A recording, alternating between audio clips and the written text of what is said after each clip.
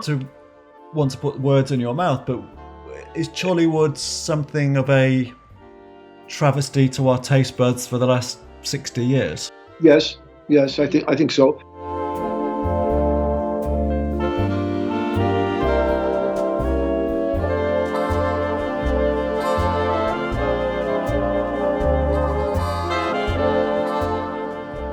Chorleywood is a mechanical process which uses vast mechanized methods of kneading for the purpose of rendering the bread very white, for the purpose of giving it a fluffy and airy kind of dimension to it.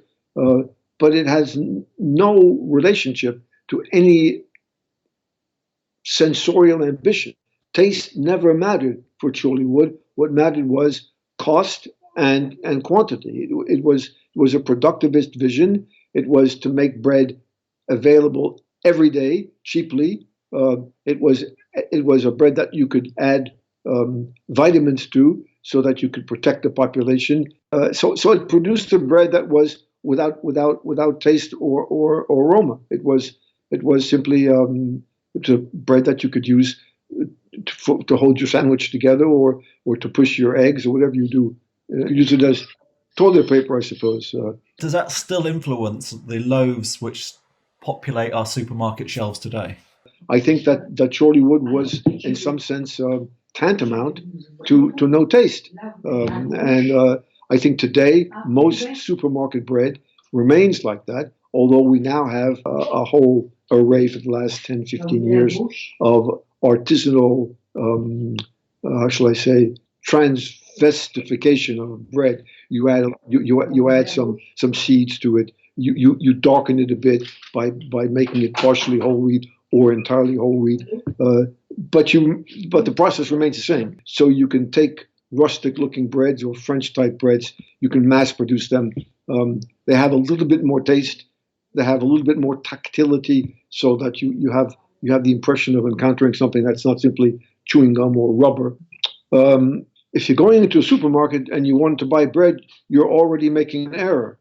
I mean, that's not where you're going to find bread. I think you're still within the large realm of Chorleywood. I would call it Chorleywood 2.0. That is to say, it's an effort to try to reclaim from Chorleywood a certain kind of pretension.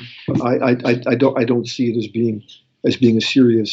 You're in a restaurant and they bring you some bread and you feel guilty about it. What would you say to someone who's perhaps feeling guilty when faced with a slice of decent bread? I am dubious that you can find good bread in most restaurants. That's the reason why I bring my own bread when I go to the restaurant. It's in my sack. If the restaurant's bread is good, I don't take it out. If it's awful bread, I see that as a provocation and an affront, and I take out my bread. I go to the maître d'hôtel. I explain to him why I'm doing this, and my party enjoys itself very well. So guilt strikes me as a kind of masochistic reaction. And in these days of COVID apocalypse, I think we should get as much pleasure as we possibly can from the very beginning to the end.